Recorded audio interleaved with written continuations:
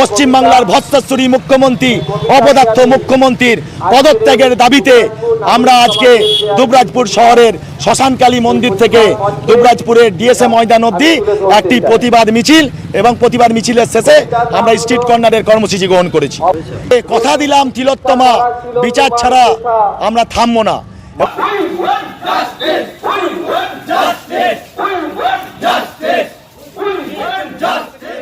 ছাত্রদের ডাকা মিছিলে তাঁদেরই অনুপস্থিতিতে হাজির বিজেপি নেতৃত্ব।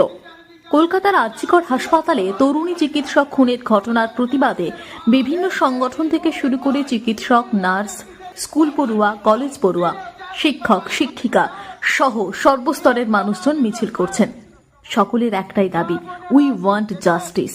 তাই পশ্চিমবঙ্গ ছাত্র সমাজের ডাকে 27 আগস্ট নবান্ন চলোর সমর্থনে মহা মিছিলের ডাক দেওয়া হয়েছে। তাই আজ দুবরাজপুরে নবান্ন চলো মিছিল